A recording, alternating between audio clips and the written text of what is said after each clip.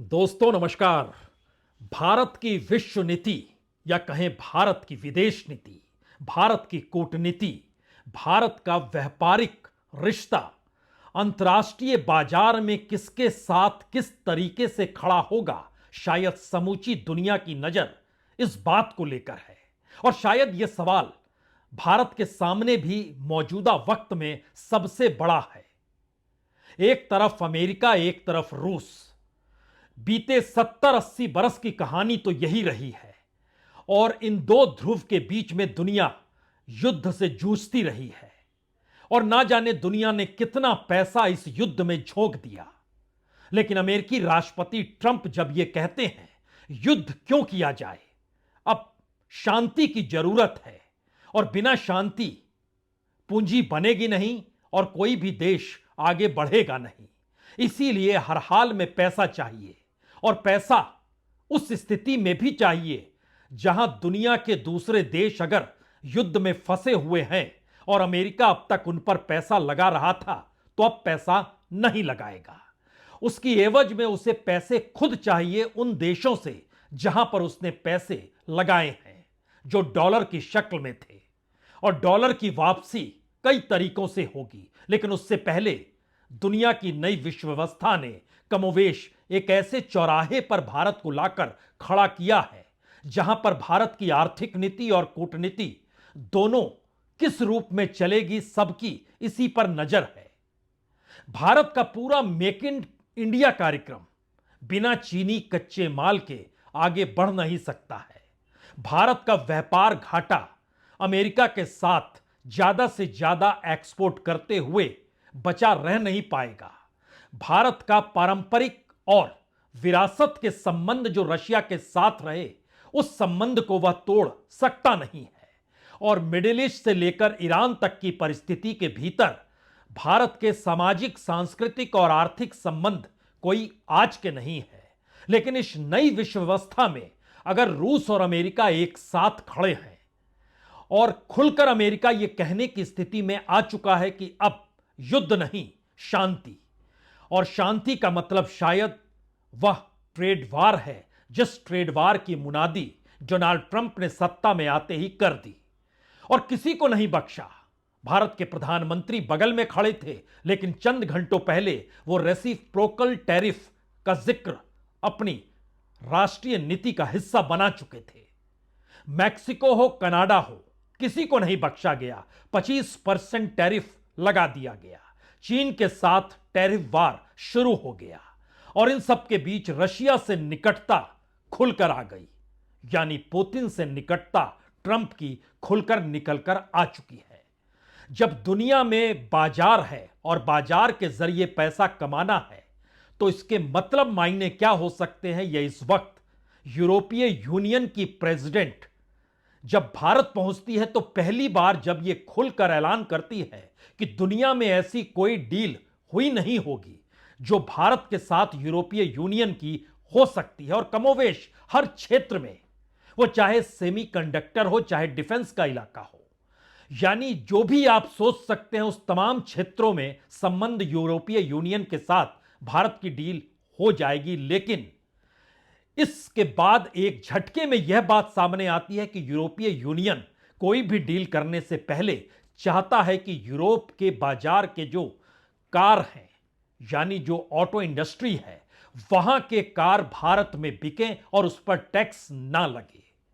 दुनिया में सबसे बड़े बाजार के तौर पर भारत कार के क्षेत्र में तीसरे नंबर पर है, चीन, अमेरिका और उसके बाद इंडिया। लेकिन भारत ने कभी भी किसी कार इंडस्ट्री को यहां पर इजाजत दी नहीं।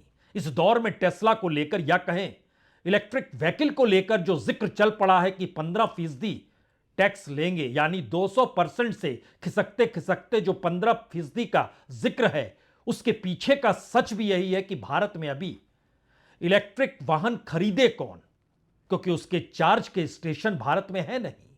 उसको बनने में कितने साल लगेंगे कोई नहीं जानता है।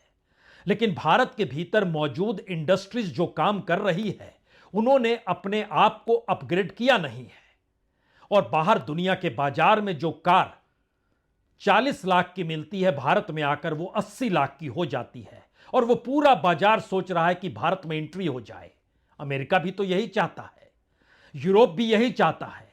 और इन सब के बीच नया सवाल यह भी है कि क्या वाकई ट्रेड के आसरे भारत और भारत के प्रधानमंत्री नरेंद्र मोदी अब कोई नए प्लानिंग के साथ सामने आ जाएंगे, या फिर पूरे तरीके से निर्भरता अमेरिका के साथ ही जुड़ी रहेगी?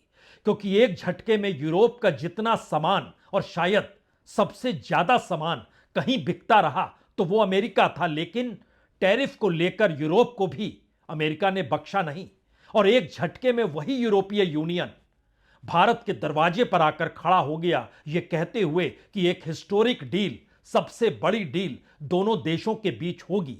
एक क्षण के लिए उनकी बात को पहले सुन लीजिए, तब रास्ता निकलने में सुविधा आपको भी होगी कि दरअसल भारत की अब प्लानिंग क्या हो सकती है।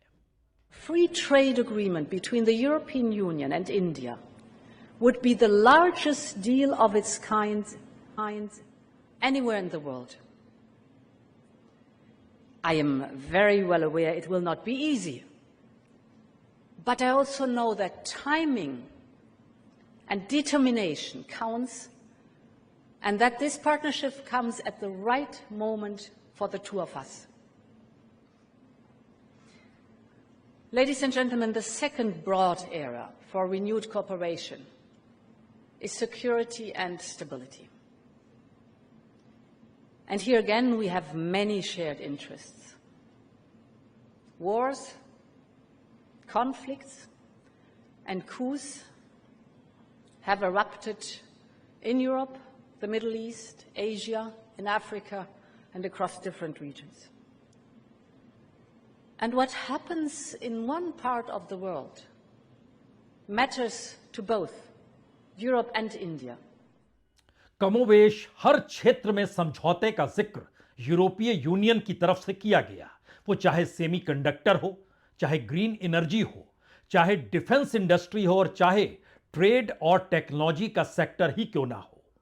तो क्या वाकई यूरोपीय यूनियन के लिए भारत सबसे बड़ा बाजार है, या फिर भारत अब उस पोजीशन में आकर खड़ा हो चला है जहां पर वह यूरोपीय यूनियन के साथ नए समझौते को कर सके, जहां पर अमेरिका जिस दिशा से टैरिफ को बढ़ा रहा है और भारत के साथ भी रेसिप्रोकल का जिक्र कर रहा है, यानी जितना टैरिफ आप लगाते हैं उतना ही हम लगाएंगे, यानी एक साल में तकरीबन 3.5 लाख करोड़ का जो मुनाफा भारत को हो रहा था वह एक झटके में साफ हो जाएगा। लेकिन इसके बाद अगला सवाल यह भी है, एक रास्ता अमेरिका का है तो दूसरा रास्ता चीन का भी है। चीन के साथ भी यूरोपीय यूनियन चाहता है कि संबंध बन जाए। चीन के साथ अमेरिका के आने वाले वक्त में संबंध कैसे होंगे, लेकिन अगला सवाल फिर वही है। अगर इस दौर में सबसे महत्वपूर्ण बाजार व्यापार और दुनिया में कब्जा किए हुए राष्ट्राध्यक्षों की थ्योरी अब सिर्फ और सिर्फ डॉलर बनाने और कमाने की दिशा में जा चुकी है, तो कोई भी यह पूछ सकता है कि भारत को भी जो 30% फ्री में कच्चा तेल युद्ध के वक्त अमेरिका की पाबंदियों के बावजूद रूस दे रहा था, क्या उसकी वसूली आने वाले वक्त में रूस भी करेगा? क्योंकि रूस इस दौर में अमेरिका के साथ कैसे किस तरीके से खड़ा हो जाएगा यह ट्रंप ने इंडिकेशंस दे दिए हैं। तो जो आर्थिक बाजार भारत और रूस के बीच, भारत और मिडिल ईस्ट के बीच, भारत के संबंध जो ईरान के साथ और चीन के साथ, उसके भीतर क्या अमेरिका की डिप्लोमेसी चलेगी या अमेरिका की मार्केट इकोनॉमी को लेकर डिक्टेटरशिप चलेगी? इस पोजीशन में भारत का प्लान क्या होगा? लेकिन उससे पहले जरा समझना होगा कि आखिर चीन भारत के मेक इन इंडिया को आगे बढ़ाता है। मेक इन इंडिया का मतलब है कि यहां पर जो भी कैपिटल गुड्स है, जो भी इंटरमीडिएट गुड्स है, जो भी रॉ मटेरियल है, वो ऑटो कंपोनेंट के क्षेत्र में हो, इलेक्ट्रिक पार्ट्स के क्षेत्र में हो, मोबाइल फोन के कंपोनेंट के क्षेत्र में हो, कमोवेश सब कुछ चीन से आता है। इसीलिए चीन के साथ अगर दोनों देशों के संबंध एक्सपोर्ट और इंपोर्ट के मद्देनजर भी देखिएगा तो आपको हैरत होनी नहीं चाहिए, चीन के साथ हर बरस 7 से 8 लाख करोड़ का घाटा भारत को होता है। यानी भारत एक्सपोर्ट करता है तकरीबन 11-12 बिलियन डॉलर जो जनवरी के महीने में किया गया, और जो इंपोर्ट करता है वो तकरीबन 83-84 बिलियन डॉलर। इतने अंतर के साथ भारत का व्यापारिक घाटा है। लेकिन अब अगला सवाल यह भी है कि अगर अमेरिका के साथ रिश्तों के अलावे कोई रास्ता नहीं है, तो भारत में इस दौर में जब भारत की इकोनॉमी डामाडोल है, भारत का मैन्युफैक्चरिंग सेक्टर डामाडोल है, भारत का कोर सेक्टर उसकी विकास दर डामाडोल है, और कमोवेश हर क्षेत्र में भारत इस दौर में अपनी विकास दर को लेकर चिंतित है, तो ऐसे में सिर्फ एक एग्रीकल्चर का फील्ड है जहां भारत तेजी से ग्रोथ कर रहा है, और उस एग्रीकल्चर के फील्ड में भी अमेरिका दखल देना चाहता है। वो चाहता है कि टैरिफ के जाल में कृषि भी आ जाए, यानी अमेरिका की रुचि है कि भारत खेती के सामानों पर भी टैरिफ को कम करे, जिससे अमेरिकी माल भारत आ पाए, यानी बाइलेटरल ट्रेड एग्रीकल्चर की बातचीत अमेरिका शुरू करना चाहता है। और ट्रंप के वोटर चूंकि मिडिल वेस्टर्न स्टेट्स के हैं, जो कि 2016 से एक वोटर बेस बना रहा ट्रंप का, वहां की जरूरत है कि वहां के सामान भारत के बाजार में बिकें और टैरिफ कम से कम लगे। और भारत ने हालांकि अपने बजट में कई प्रोडक्ट्स को लेकर कस्टम ड्यूटी कम भी की, लेकिन सवाल है कि एग्रीकल्चर के क्षेत्र में भारत ने कभी समझौता किया नहीं। अमेरिका भारत के प्रोडक्ट्स पर 5% टैरिफ लगाता है, भारत अमेरिका के सामानों पर 39% टैरिफ लगाता है। भारत बासमती चावल हो, मसाले हो, दाल हो, सब कुछ भेजता है वहां पर, और इंडिया जो एक्सपोर्ट करता है वो तकरीबन $4 मिलियन का है ईयरली।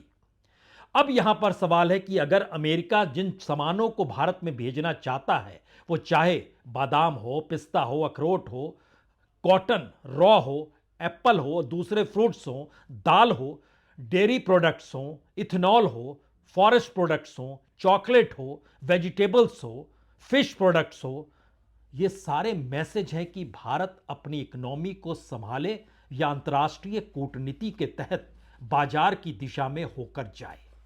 प्रधानमंत्री मोदी यहां लगातार बार बार एक ही बात का जिक्र कर रहे हैं। देखिए, ग्लोबली सबकी नजर भारत पर है, और भारत की मौजूदगी ग्लोबली किस तरीके से बढ़ती चली जा रही है, उसमें दुनिया के हर बड़े कॉन्फ्रेंस में भारत को बुलाया जाता है, और भारत भी अब दुनिया के हर कॉन्फ्रेंस को कराने की स्थिति में आने वाले वक्त में भारत को आर्टिफिशियल इंटेलिजेंस को होस्ट करना है, जैसे G20 को होस्ट किया गया। लेकिन क्या यह पूरी प्रक्रिया सिर्फ उस कूटनीति को साध रही है जिसमें भारत की बार्गेनिंग पावर संबंधों को लेकर तो बने, लेकिन अपनी इकोनॉमी को संभाल पाने की ना हो, या फिर प्लान कुछ और है?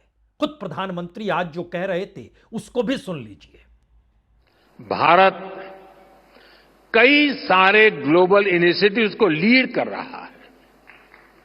हाल ही में मुझे फ्रांस में एआई एक्शन समिट में जाने का मौका मिला।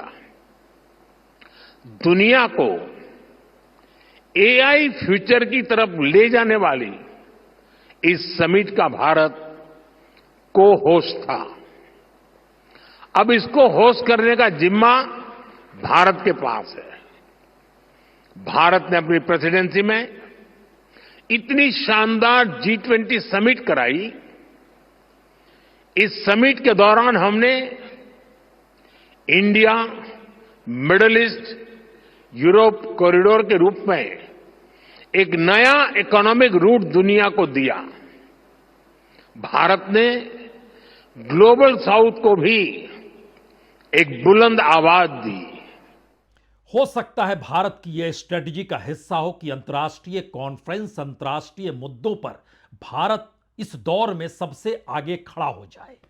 लेकिन यहां यह भी समझना होगा कि क्या वाकई चीन, रशिया, अमेरिका और मिडिल ईस्ट और इन सब के साथ यूरोपीय यूनियन, ये 5 अलग अलग दृष्टिकोण में अमेरिका क्या सोचता है, ये इसलिए महत्वपूर्ण है क्योंकि आज तो यूक्रेन या जेलेंस्की के साथ खड़े हुए यूरोप के कई देश नजर आ रहे हैं, लेकिन क्या आने वाले वक्त में अपने देश की इकोनॉमी को लेकर वो इसी तर्ज पर खड़े नजर आएंगे? और अगर नहीं आएंगे और एक नई परिभाषा वर्ल्ड ऑर्डर को लेकर अमेरिका रूस के साथ खड़े होकर यह दे रहा है, अब युद्ध किस लिए, हम दोनों एक साथ हो गए तो फिर युद्ध किस लिए, इसका सबसे बड़ा असर शायद हथियारों की उस इंडस्ट्री पे पड़ेगा जो हर बरस तकरीबन 15 लाख करोड़ का धंधा दुनिया भर में करती है। और यह माना भी गया कि यूक्रेन की जमीन जो है उस प्रयोगशाला के लिए इस्तेमाल की गई जहां बड़ी तादाद में हथियारों की मौजूदगी थी और वर्ल्ड के तमाम बड़े बिजनेसमैन जो जुड़े हुए हैं इससे, वह उन हथियारों को कहीं ना कहीं देखना और देना चाहते थे। लेकिन अगला सवाल एक और है, क्या अमेरिका युद्धरत देशों से तुरंत पैसा जब मांग रहा है और कह रहा है हमें आप डील दीजिए, मिनरल्स की डील दीजिए, तो क्या यह सिचुएशन ऐसी है जिसमें भारत जिन कॉन्फ्रेंस और जिस बाजार के आश्रय दुनिया के ताकतवर देशों के साथ बार्गेनिंग पावर को पा रहा है, वो अपनी इकोनॉमी को कैसे संभाले? भारत का शेयर बाजार ढहढहा रहा है। भारत के शेयर बाजार में से विदेशी निवेशक पैसा निकाल रहे हैं, भारत के एमएनसी भी पैसा निकाल रहे हैं, भारत के भीतर मैन्युफैक्चरिंग सेक्टर धराशायी है, कोर सेक्टर नेगेटिव में है, विकास दर उस डाटा को छोड़ चुका है जो अनऑर्गेनाइज सेक्टर से जुड़ा होना चाहिए। यानी ओरिजिनल विकास दर भारत की क्या है यह कोई नहीं जानता है, हो सकता है वो नेगेटिव में भी हो, लेकिन फिलहाल 6.2 है। लेकिन वो किस डाटा के आधार पर है? क्योंकि यह डाटा 6.2 भारत के रुपए को कमजोर होने नहीं देता, भारत के शेयर बाजार को ढहने देता नहीं। यह डाटा अंतर्राष्ट्रीय बाजार में विदेशी निवेशकों को भारत में रोक देता। कुछ भी नहीं हो रहा है लेकिन डाटा है भारत के पास। अब यहां पर सवाल है कि अमेरिका दूसरी तरफ ना तो कनाडा को बख्श रहा है, ना मैक्सिको को, ना यूरोप को। वो डब्ल्यूएचओ को भी पैसा नहीं दे रहा है, क्लाइमेट चेंज पे भी पैसा नहीं दे रहा है, चीन के साथ भी वो प्रतिस्पर्धा की दिशा में बढ़ चुका है। ये तमाम परिस्थितियों के बीच रशिया के साथ उसकी निकटता दुनिया के मानचित्र पर व्यापारिक रिश्तों को भी क्या बदलने की दिशा में है? और अगर रूस के साथ संबंध हो सकते हैं तो फिर चीन के साथ जो ट्रेड वार है वह आने वाले वक्त में स्टेबल तब होगा जब दोनों देश एक सरीखा मुनाफा पाने लगे और उसके लिए दुनिया के अलग अलग बाजारों में दोनों अपनी हैसियत और अपनी बार्गेनिंग ताकत के साथ खड़े हो जाएं। क्या ये नई विश्व व्यवस्था उस दिशा में जा रही है? तो फिर भारत का प्लान क्या होगा? भारत की कूटनीति, भारत की विदेश नीति कहां टिकेगी? जो भी हो, लेकिन इस बीच में एक मैसेज सबसे बड़ा आ चुका है। अंतर्राष्ट्रीय तौर पर पारंपरिक राजनीति, पारंपरिक संबंध और बरसों बरस से अमेरिका और रिश्ते रूस के साथ की खटास इस दौर में खत्म है। यानी बिल्कुल नए रिश्तों के साथ और नए बाजार व्यवस्था के साथ आपको खड़ा होना है और वहां पर आर्टिफिशियल इंटेलिजेंस है, टेक्नोलॉजी है, डाटा का पूरा समंदर है और जो भी प्रौद्योगिकी या जो भी रिसर्च जिस भी क्षेत्र में हो रहा है वो उस टेक्नोलॉजी के आश्रय पर टिका है जहां पर अमेरिका यह मानकर चलता है कि उसके पास वो ताकत है। लेकिन एक सवाल इस दौर में सबसे बड़ा हो चला है, क्या वाकई जिन परिस्थितियों के आश्रय अमेरिका दुनिया के बाजार से पैसा उगाही करना चाहता है और जिस लिहाज से खुले तौर पर उसने ऐलान कर दिया कि ब्रिक्स इज डेड, ब्रिक्स मर चुका है, और भारत के प्रधानमंत्री हो या पुतिन हो या चीन हो या सऊदी या कहें अफ्रीका हो, साउथ अफ्रीका हो, ब्राजील हो, किसी ने कोई प्रतिक्रिया नहीं दी। तो क्या अमेरिका एक नए डेफिनेशन के साथ इसलिए खड़ा हो पा रहा है क्योंकि उसका विरोध करने के लिए सामने अब रूस नहीं है? और रूस जानता है कि उस पे जो पाबंदियां इस दौर में लगाई गई उसे खुद को भी संभालना है। यह रूस स्टालिन वाला रूस नहीं है, यह अमेरिका रूजवेल्ट वाला अमेरिका नहीं है। उस दौर में भी हिटलर को भी गलती हो गई थी सेकेंड वर्ल्ड वॉर के समय। अगर वो रशिया में नहीं घुसते तो फिर यूरोप जीत जाते, लेकिन रशिया में घुसे और वहां पर रूजवेल्ट अपने तौर पर लड़ाई लड़ने के लिए मैदान में आ गए कि कहीं यह इधर भी ना आ जाए, और दूसरी तरफ रूस भी अपने आप को बचाने की लड़ाई लड़ने लगा। यानी सेकेंड वर्ल्ड वॉर के वक्त में अमेरिका और रूस का दुश्मन एक था, दोनों एक साथ उस रूप में खड़े नहीं थे। ये मैसेज है इस दौर का। क्या वाकई विश्व बाजार पर कब्जा करने की दिशा में मौजूदा वक्त की अंतर्राष्ट्रीय कूटनीति जिस दिशा में बढ़ चुकी है, उसमें अब भारत भी उस प्लान का हिस्सा बनेगा जिस प्लान के आश्रय भारत की इकोनॉमी संभल जाए और उसके लिए चाहे खामोशी बरतनी पड़े, चाहे अंतर्राष्ट्रीय कूटनीति में एक बड़े हिस्सेदारी के साथ खड़ा होना पड़े, इसके अलावे कोई चारा नहीं है। या फिर भारत जो ब्रिक्स के दौर में कहता रहा कि अब विश्व व्यवस्था बदल रही है, खुद प्रधानमंत्री मोदी जिस नए इंटरनेशनल पावर सेंटर का जिक्र किया करते थे, देखिए एक झटके में ट्रंप के आने के बाद उसका जिक्र बंद हो गया, वो पूरी चीजें धराशायी हो गई। तो क्या ट्रंप के साथ भारत की नजदीकी, भारत की करीबी, इसके अलावे कोई दूसरा विकल्प नहीं है? नई बनती हुई विश्व व्यवस्था में वाकई यह सवाल इसलिए बड़ा हो चला है कि यह अपने आप में शायद फिलोसफिकल रोमांटिज्म कह सकते हैं कि क्या वाकई जो सोचा जाता था, जिस आधार पे एक ह्यूमैनिटी रेंगती थी, अब वो मानवीयता न्यू वर्ल्ड के डेमोक्रेसी में खत्म हो गई। क्योंकि ह्यूमैनिटेरियन आधार पर भी जो मदद अमेरिका ने यूक्रेन की अब वो उसे वापस चाहता है। और जब ह्यूमैनिटेरियन एस्पेक्ट गायब हो गया तो उसके बाद अगला सवाल यह भी होगा, न्यू वर्ल्ड ऑर्डर में डेमोक्रेसी बची या सिर्फ ट्रेड बचा, मार्केट बचा, डॉलर बचा, पूंजी बची? तो दुनिया इस वक्त पूंजीपतियों के कब्जे में है। पैसे से पैसा, डॉलर से डॉलर, और शायद इकोनॉमिक एस्पेक्ट में कैसे ताकत के साथ खड़ा हुआ जाए, यही वो एकमात्र रास्ता है। इस रास्ते भारत चलेगा या नहीं चलेगा? यही सवाल भारत के लिए भी महत्वपूर्ण है, क्योंकि दुनिया में दूसरी बड़ी आबादी को भारत लेकर चल तो रहा है, लेकिन दुनिया में पहली बड़ी आबादी जो भारत में गरीबों की है, भूख की है, असमानता की है, बेरोजगारी की है, उसमें भारत शायद पहले नंबर पर है। सवाल है उसके समाधान का रास्ता, या फिर चंद कॉरपोरेट के जरिए भारत के नेटवर्थ को बढ़ाकर इस देश में प्रति व्यक्ति आय उसी हिसाब से बढ़ा हुआ दिखा दिया जाए और बावजूद इसके 5 किलो अनाज को बढ़ाकर 10 किलो अनाज कर दिया जाए। प्लान क्या है? इंतजार थोड़ा करना होगा। बहुत बहुत शुक्रिया, बहुत बहुत शुक्रिया।